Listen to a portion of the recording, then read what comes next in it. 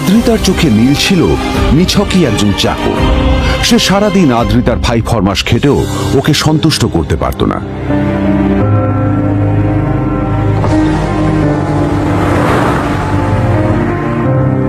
এত কিছুর পরেও কেন একজন ধনী বাবা তার মেয়েকে গরিব ছেলের সাথে বিয়ে দিলেন?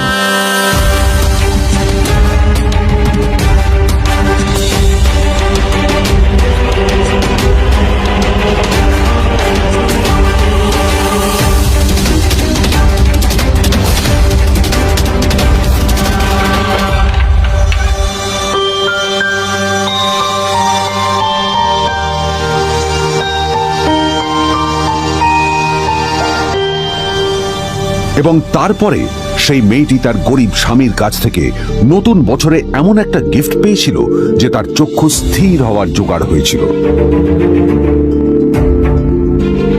আর ওর স্বামী সম্পর্কে সত্যিটা জানার পর তো ও প্রায় অজ্ঞান হয়ে গিয়েছিল।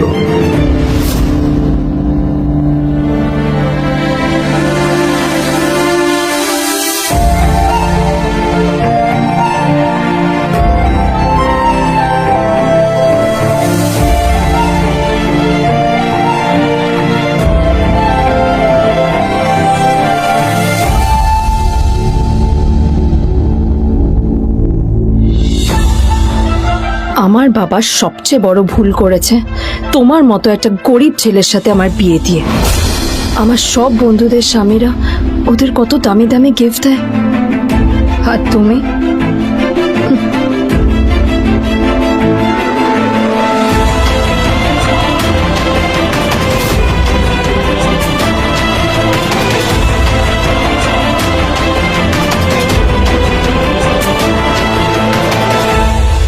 আদ্রিতা তার বাবার কথায় নীলকে বিয়ে তো করেছিল, কিন্তু ও শর্ত দিয়েছিল যেন বাড়ির বাইরের কেউ না জানতে পারে যে নীল ওর স্বামী।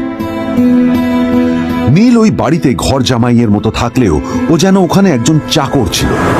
সবাই ওকে অপমান করত। ওই বাড়িতে না ও ঠিক মতো খাবার পেত, আর না ওর কোনো আলাদা ঘর ছিল। কখনো কার্পেটের উপর ঘুমোতো, তো কখনো আবার পোষা কুকুরের ঘরের পাশে নীলকে ঘুমোতে হতো। হাত খরচ মেটাতে ও এক জায়গায় ওয়েটারের কাজও করত। আদ্রিতা তার বন্ধুদের বলেছিল যে আদ্রিতা বিদেশে বিয়ে করেছে আর তার স্বামী লন্ডনের একজন খুব বড় বিজনেসম্যান। কিন্তু যখন আদ্রিতার বন্ধুরা ওকে ওদের স্বামীদের দেওয়া দামি দামি গিফটগুলো দেখাতো, তখন লজ্জায় ওর ভিতরটা পুড়ে ছাই হয়ে যেত।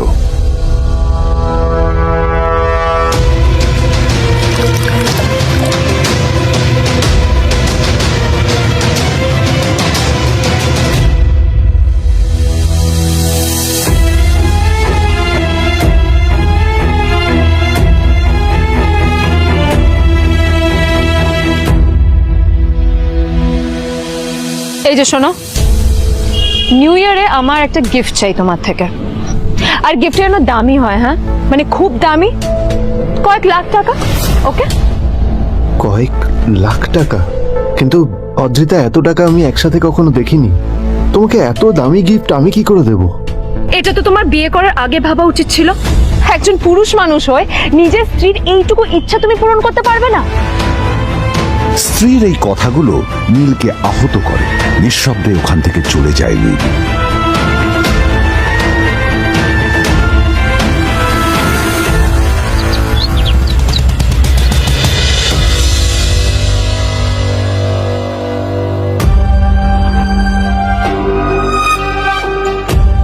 দুদিন পর নিউ ইয়ার পার্টির আগে নীল আদ্রিতার কাছে এসে একটা গিফট প্যাক দেয়।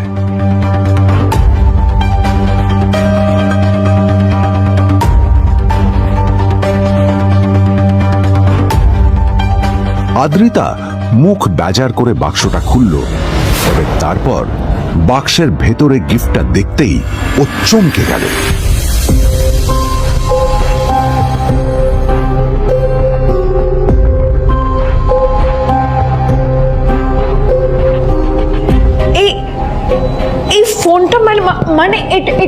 স্পেশাল এডিশন, এটার দাম তো 3 কোটি টাকা। তুমি এটা পেলে কোথা থেকে? আসলে আসলে এটা অরিজিনাল নয়। আমি ওই ফোনটারই একটা কপি এনেছি।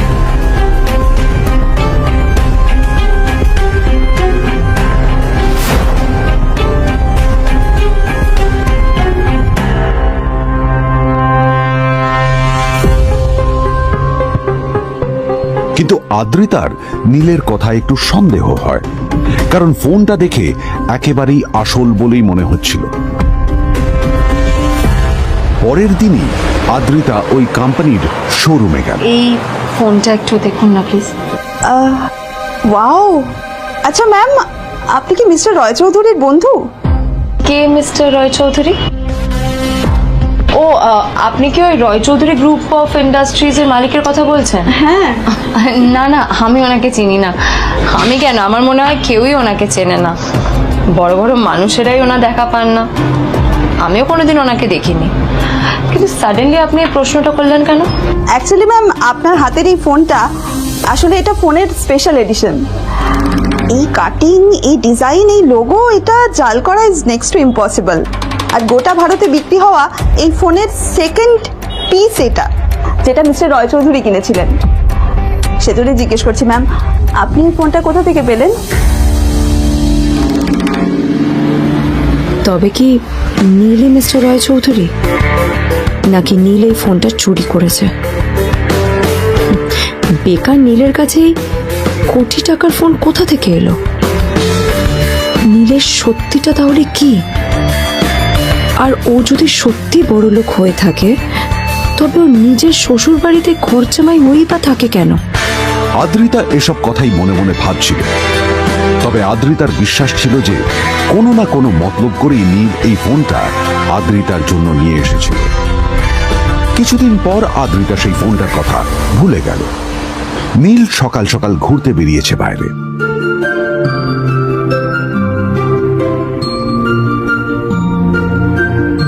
কটা বাজে রে? আমার খুব লেট হয়ে গেছে বুঝলি। তোরা খেল, ঠিক আছে? তোরা খেল, আমি আসছি।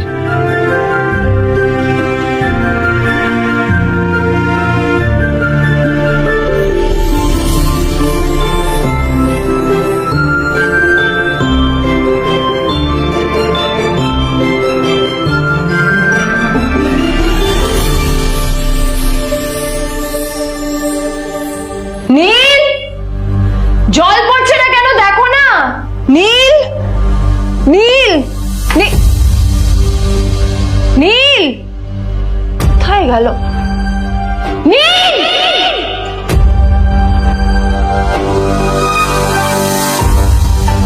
নীল, নীলকে ডাকছে কেন বলতো? ওইদিকে বাড়িতে আদ্রিতা আর চিত্রা আশ্চর্য হয়ে গেল যে নীল হঠাৎ কোথায় উধাও হয়ে গেল। মা, তোমাকে কিছু বলে গেছে নীল? হ্যাঁ, কোথায় গেছে ও? না, আমি ওর কোনো খোঁজ খবর রাখি না। আমার একটা কথা মনে হচ্ছে, ওকে না এবার একটু শীতে করতে হবে। একটা কাজে যদি আসতো ছেলেটা, যখনই কোনো কাজের কথা বলি ভ্যানিশ হয়ে যায়। আমি ওকে বলেছিলাম আর&বি গোল্ডেন ডায়মন্ড থেকে আমার সেটটা নিয়ে আসতে, আনেনি। আনেনি। আজকেও ভালো করে অফিসে নিয়ে যাব, ভ্যানিশ হয়ে গেল। কোথায় গেল কে জানে। আমার ভাগ্যেই জুটেছে এরকম একটা ছেলে। এই যে তুমি, তুমি কেন বিয়েটা দিয়েছিলে আমাকে? এটা আবার কি বলছিস? আমার কি দোষ? দেখ, ওই অসভ্য ছেলেটার সাথে বিয়ে দিতে চাইনি। যা করেছে তোর বাবা করেছে, এটা আমার কোনো দোষ। তখনই হঠাৎ নীল সেখানে এসে উপস্থিত হলো, কিন্তু ও দুজনকে উপেক্ষা করে ভিতরে চলে যাওয়াই শ্রেয় মনে ও, করল। এই যে লাট সাহেব ফিরলেন রাজকার্য করে। এদিকে এসো, তোমার ফাঁকিবাজির আলোচনাই এখানে চলছে। মা এসো। প্লিজ থাক, মা থাক, ভাল লাগছে না। এমনিতেই অফিসের জন্য আমার লেট হয়ে যাচ্ছে, আর বিজন আমার ওয়েটও করছে। বিজনের নাম শুনে নীলের মুখটা ফ্যাকাশে হয়ে গেল। আদ্রিতা নীলকে উপেক্ষা করেই বলল, আরে যে এই ছেলেটার মতো আর একটা ফাঁকিবাজ না তুমি পাবে না। তুমি কেন দাঁড়িয়ে আছো? এই যে শোনো শোনো শোনো শোনো, দাঁড়িয়ে আছো কেন? তোমাকে আমি বলেছিলাম আর&বি গোল্ড ডায়মন্ড থেকে সেটটা তুলেছো, তোলোনি তো। এইটা চাই না আমার। তুমি আমার সাথে অফিসে যাবে, ফেরার পথে তুমি সেটটা নিয়ে আসবে। তোমার জন্য সবসময় লেট হয়ে অফিসে, তোমার জন্য বিরক্ত লাগে। আর ব্যাগটা নিয়ে ওর পেছন পেছন কোথায় যাচ্ছ? যাবি ওখানে রেখে এসো। নীল চিত্রার সাথে মাঝে মাঝে ঝগড়া করলেও তার স্ত্রী আদ্রিতার সাথে ও কখনো ঝগড়া করত না। সত্য সব অপদার্থ।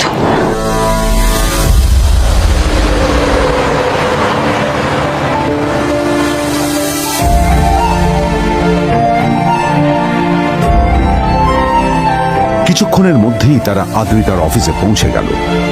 আদ্রিতা গাড়ি থেকে নামতে নামতে দেখলো যে তার কাছে অনেকগুলো ফাইল আছে। নীলের দিকে তাকিয়ে ওকেই ফাইলগুলো নিয়ে ভেতরে আসতে বলল। তাহলে হা করে দাঁড়িয়ে আছো কেন? ফাইলগুলো নিয়ে ভেতরে এসো।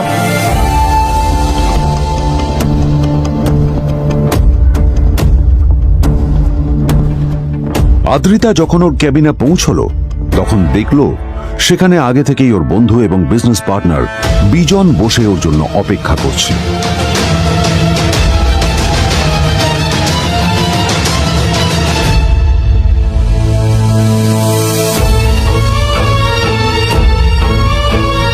কোথায় ছিলে বলো?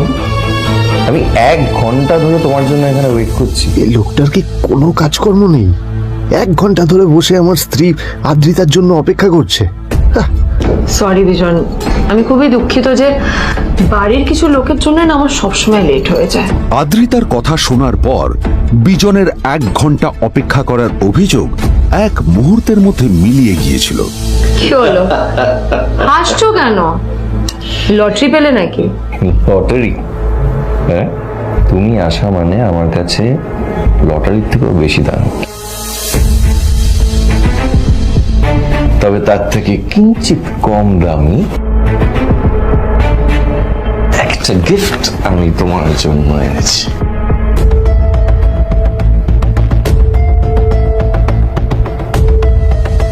This is a rare diamond necklace for you. এটা আমার জন্য? সত্যি? এই শহরে এটা খুঁজে পাওয়া খুব বিরল। Just like you. Like it? Thank you. You're welcome. Thank you for the gift. আসি তাহলে এখন।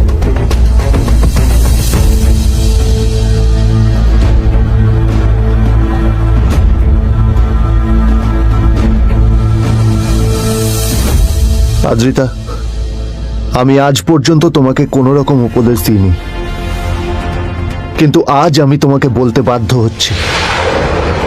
এই যে এই লোকটা তোমাকে শুধুমাত্র ইমপ্রেস করার জন্য একটা নকল সস্তার হীরের গয়না দিয়ে গেছে। এরকম একটা লোকের সাথে তোমার মেশা উচিত না। ভবিষ্যতে কিন্তু তুমি বিপদে পড়বে।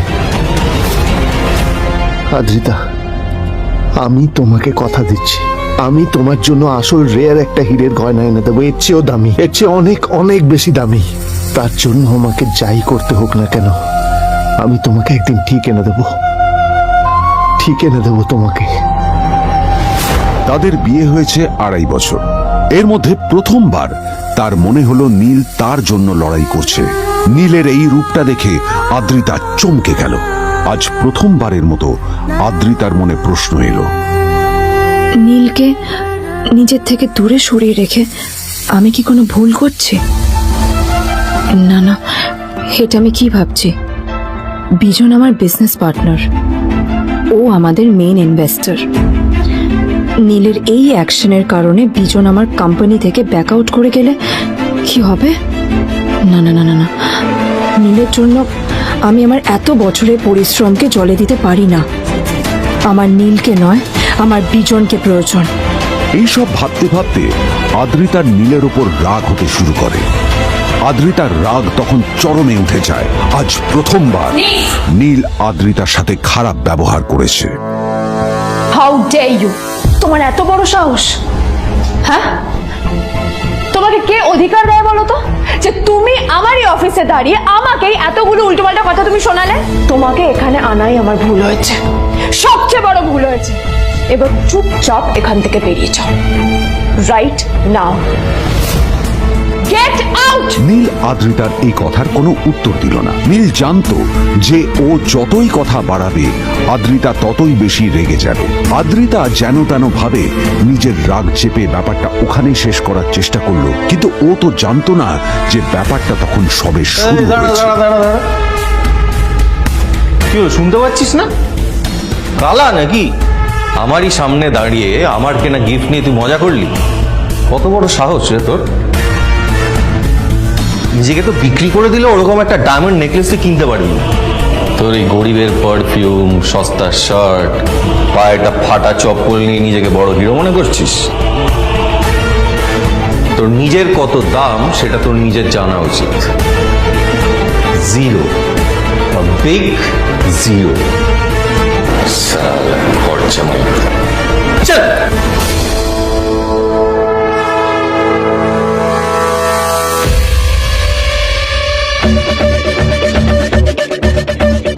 নীল তখনও ঝামেলা করার মেজাজ ছিল না, কিন্তু যখন কেউ অন্যের নীরবতা সুযোগ নিতে শুরু করে তখন কথা বলাটা প্রয়োজন। নীল আঙুল তুলে পেছনের দিকে ইশারা করে। প্রথম কথা, ওই যে ওখানে দাঁড়িয়ে আছে, ও আমার স্ত্রী।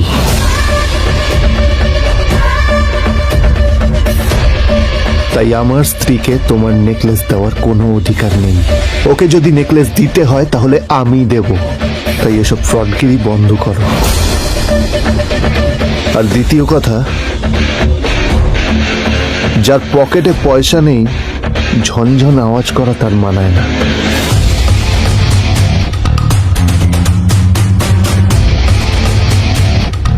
নীল বিজনকে তার সোয়াগ দেখিয়ে বেরিয়ে গেল।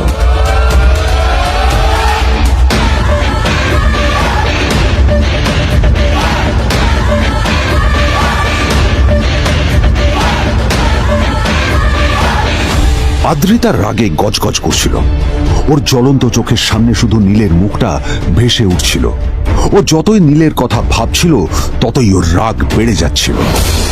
গত কয়েক মাস ধরে আদ্রিতার কোম্পানির অবস্থা একেবারেই ভালো ছিল না। আদ্রিতা তা সামলানোর আপ্রাণ চেষ্টা করছিল। কি যে করবে ও সেইটাই বুঝে উঠতে পারছিল না। তারপর বিজনের সাথে ওর দেখা হলো, আর তখনই বিজনের সাথে ওর বন্ধুত্ব হলো। বিজন একটা খুব বড় পরিবারের সদস্য। আজ বিজন শুধুমাত্র আদ্রিতার কোম্পানির একজন বিজনেস পার্টনারই নয়, সাথে বড় ইনভেস্টরও। আর শুধুমাত্র বিজনের কারণেই আদ্রিতার কোম্পানি এখনো চলছে।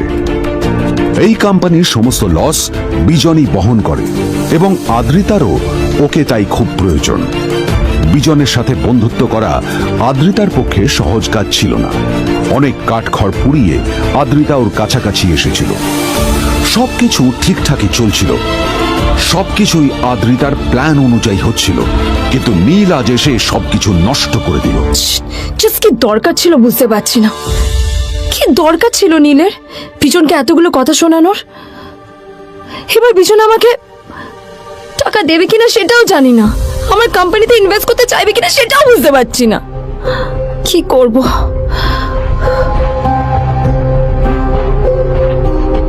এখন আদ্রিতা ওকে কিভাবে বোঝাবে? ভুল করে যদি বিজন ওর টাকা ফেরত চায় তবে আদ্রিতার কোম্পানি সেন কর্পোরেশন খুব বড় সমস্যায় পড়ে যাবে। তারপর কি হবে? সেন পরিবারের দেখভাল কে করবে? এইসব ভাবতে ভাবতে আদ্রিতা নিজের উপরেও রেগে গেল। আসলে দোষটা ওর নিজেরই। আদ্রিতা কেন নীলকে ওদের মাঝে আনতে গেল? নীলকে অফিসে নিয়ে আসারই বা কি দরকার ছিল? আর যদি সে নীলকে সাথে করে না আনতো তাহলে বিজন এখন ওর সাথেই বসে থাকতো।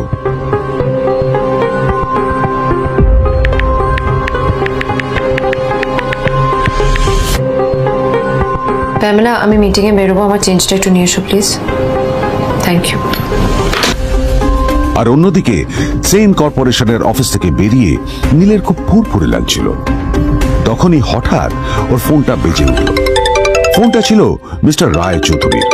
তিনি ছিলেন শহরের সব থেকে বড় বিজনেসম্যান।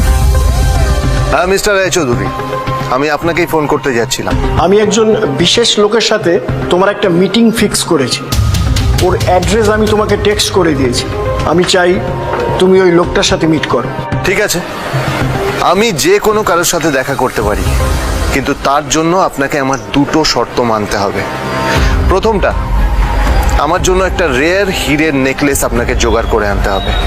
আর দ্বিতীয়টা, আমি আপনাকে টেক্সট করছি, এটাও কিন্তু একই রকম জরুরি। এই দুটো কাজ আপনাকে যত তাড়াতাড়ি সম্ভব করে ফেলতে হবে আমার জন্য, ঠিক আছে? তোমার অ্যাকাউন্টে কিছু টাকা পাঠিয়েছি। কিছু জামা কাপড় কেনো, যাতে তুমি ভদ্র সমাজে আসার যোগ্য হও। আর তোমাকে আমি স্বামীর পরিচয় দিতে লজ্জা না পাই। তোমার কারণে আমার পরিবার লজ্জা পাবে, আমি সেটা চাই না। যখনই দেখি তখনই তুমি ভিখিরির মতো ছেঁড়া ফাটা জামা কাপড় পরে থাকো। আসলে আদ্রিতার বাড়িতে আজ ফ্যামিলি ডিনার পার্টি ছিল, আর শেষবার নীলের জন্য ওকে অনেক ঝামেলা পোহাতে হয়েছিল। মেসেজ পড়ে নীল ফোনটা নিজের পকেটে রেখে রাস্তার ধারে গিয়ে একটা ট্যাক্সি থামানোর জন্য হাত বাড়িয়ে দিল। নীল ট্যাক্সি ধরে গোল্ডেন সিটি অ্যাভিনিউর দিকে বেরিয়ে পড়ল। গোল্ডেন সিটি অ্যাভিনিউ শুধু কলকাতারই নয়, এটা ছিল সারা পশ্চিমবঙ্গের সবচেয়ে বিলাসবহুল সোসাইটিগুলোর মধ্যে একটা। আসলে এই সেই জায়গা যেখানে মিস্টার রায়চৌধুরী আজ তার জন্য গোপন মিটিং ফিক্স করেছিলেন। কিন্তু নীল কার সাথে দেখা করতে যাচ্ছে এ সম্পর্কে ওর কোনো ধারণাই ছিল না। যখন নীল সেখানে পৌঁছলো, পুলভিলার বাগানে বসে থাকা লোকটিকে দেখে রাগে নীলের রক্ত ফুটতে শুরু করলো। নীল ওখানে না দাঁড়িয়ে বেরিয়ে গেল। তখনই হঠাৎ একটা মেসেজ এলো। আসলে আজ আদ্রিতার ফ্যামিলি গ্যাদারিং এ যাওয়ার আগে নীলকে ওর হাই স্কুলের রিইউনিয়নেও যেতে হতো। গ্র্যাজুয়েশনের পর এত বছরে এই প্রথম নীল তার কোনো কলেজ বা স্কুলের রিইউনিয়নে যাচ্ছে। এতগুলো বছরে নীল তার কোনো বন্ধুর সাথেই দেখা করেনি। নীলের তার পুরনো সহপাঠীদের কথা মনে পড়তে লাগলো, যাদের সাথে ও স্কুলে মজা করত। আজ আবার ওদের সকলের সাথে নীলের দেখা হবে।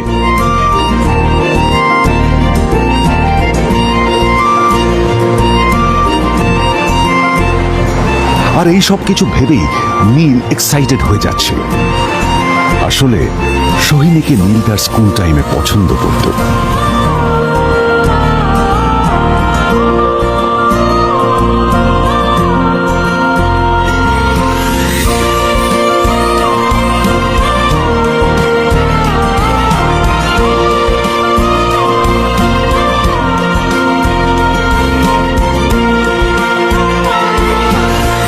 অন্যদিকে সেম কর্পোরেশনে ইনভেস্টরদের সঙ্গে আদ্রিতার মিটিং একেবারেই ভালো যায়নি। তাকে দেখে বেশ গম্ভীর মনে হচ্ছিল।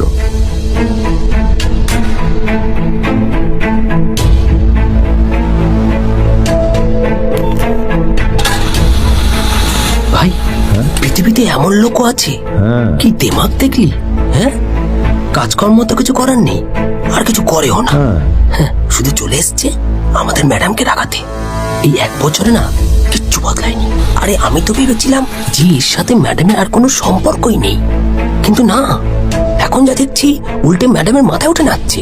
আমার মাঝে মাঝে মনে হয় এদের দুজনের বিয়ে কিভাবে হলো। আর বিয়ে তো অনেক পরের কথা, 2 বছর হয়ে গেল এদের এখনো ডিভোর্স হলো না। হ্যাঁ, আমার তো ভাবলে কিরকম অবাক যা লাগছে। বলেছিস।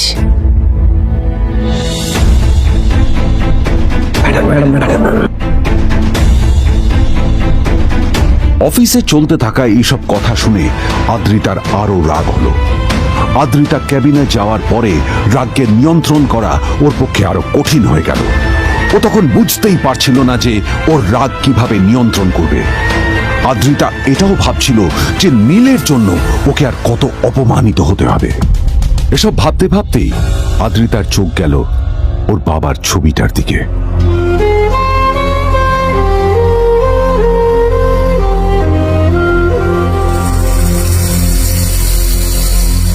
আমি তো তোমার সবচেয়ে প্রিয় মেয়ে ছিলাম বাবা, তাই আমি সবসময় ভেবেছি যে তুমি আমার জন্য যাকে সিলেক্ট করবে সে সব থেকে শ্রেষ্ঠ হবে। তাই আমি নিজে থেকে কখনো কোনো রিলেশনশিপে যাইনি, আর তোমার কাছে বিয়ের কোনো শর্তও রাখিনি। কিন্তু তুমি না আমার সাথে কি করলে? এই গাধাটার সাথে আমাকে বিয়ে দিলে। আমার জীবনটা নষ্ট হয়ে গেল, শেষ হয়ে গেল।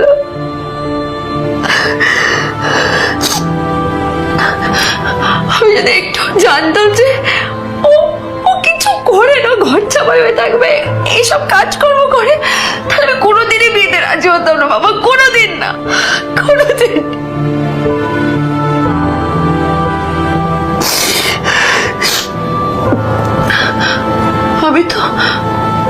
আমি তো সবসময় ভাবতাম যে বাবা বাবা মারা তাদের সন্তানের ভালো চায়, কল্যাণ চায়, তাদের জন্য চিন্তা করে। কিন্তু কিন্তু বাবা, তুমি আমার জন্য একটু চিন্তা করোনি। তুমি শুধু তোমার শেষ কর্তব্যটুকু করতে চেয়েছিলে, শেষ ইচ্ছাটুকু রাখতে চেয়েছিলে। ব্যাস, পালন করা হয়ে গেছে, আর আমাদের তুমি ছেড়ে চলে গেলে। তুমি আমাকে ছেড়ে চলে গেলে। অন্যদিকে নীল রিউনিয়ন পার্টির জন্য হোটেল প্রাইম স্টারের দিকে রওনা হলো। হোটেল প্রাইম স্টার ছিল শহরের সবচেয়ে দামি হোটেল। ওখানে শহরের সব বড় লোকেরা যাতায়াত করত। নীল যখনই তার পুরনো বাইকটা নিয়ে ওখানে পৌঁছলো, ওর পুরনো জামা কাপড়, পুরনো বাইক আর ওর পায়ে ছেঁড়া চপ্পল দেখে সিকিউরিটি গার্ড ওকে গেটের বাইরেই আটকে দিল। থাম থাম, এই কোথায় যাচ্ছিস শালা ভিখিরি? না না দাদা, আপনি আমাকে ভুল বুঝছেন। আসলে আমাকে ইনভাইট করা হয়েছে, আমি এই হোটেলেই এসেছি। শালা মিথ্যে কথা বলার জায়গা পাস না? হ্যাঁ, মিথ্যে কথা বলার আগে নিজের চেহারাটা তো দেখতিস। এটা একটা প্রাইম হোটেল, বুঝেছিস? এখানে সব শহরের বড় বড় লোকেরা তাদের বড় বড় গাড়ি নিয়ে আসে। শালা তোর মতো একটা ভিখিরি একটা ফ্যাট প্যাটে আওয়াজ বের করা বাইক নিয়ে চলে এসেছিস, আর আমি তোকে ঢুকতে দেবো? না দাদা, আমাকে ইনভাইট করা হয়েছে। আমাকে শুনুন শুনুন, আরে চল, আমাকে একবার ঢুকতে দিন আমাকে। নীল পড়ে যেতেই একটা দামি গাড়ি ওখানে এসে দাঁড়ালো। এই গাড়িটি আর অন্য কারো নয়, হোটেল প্রাইমের মালিক মিস্টার খান্নার ছিল। কি হচ্ছে কি এটা? হোটেলের গেটের সামনে এসব এসব ক্যাশ চলছে এখানে। হোটেলের বদনাম হবে না এতে? স্যার দেখুন না, এই যে ভিখিরিটা হোটেলে ঢুকতে যাচ্ছে, আমি বারণ করছি, শুনছে না স্যার? শালা, আপনি কি করতে আছেন? কে, কি হচ্ছে দেখি দেখি কে? মিস্টার খান্না তার চশমা খুলে নীলের দিকে দেখলেন, আর ওনার মুখটা হাঁ হয়ে গেল।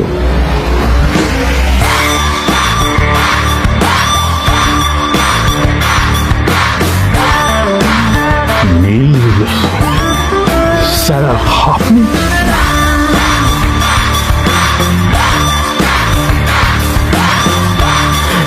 Extremely sorry sir. Sir sir, আপনি একটা ইনফর্ম করেননি কেন আমাকে? আপনি আসবেন জানলে তো আমি নিজে রিসিভ করতে আসতাম আপনাকে। ঠিক আছে, আপনি ব্যস্ত হবেন না প্লিজ। জানোইনি কে? নিজের বসকে এভাবে একজন ভিখারিকে হাতে পায়ে ধরতে দেখে গার্ডটিও অবাক হয়ে গেল। আরে sir, sorry sir, extremely sorry, আপনি আমার সঙ্গে আসুন। সরি স্যার, সরি, ভুল হয়ে গেছে স্যার। সালাম স্যার। নীল কি তবে সত্যিই একজন খুব বড় লোক কেউ? জানতে পকেট এফএম এর এই সম্পূর্ণ গল্পটি শুনুন, বস দুনিয়া যার বসে, যেটা ভারতীয়রা সবচেয়ে বেশি শুনছে। বিনামূল্যে গল্প শুনতে নিচের ইনস্টল বাটনে ক্লিক করুন এবং পকেট এফএম ডাউনলোড করুন।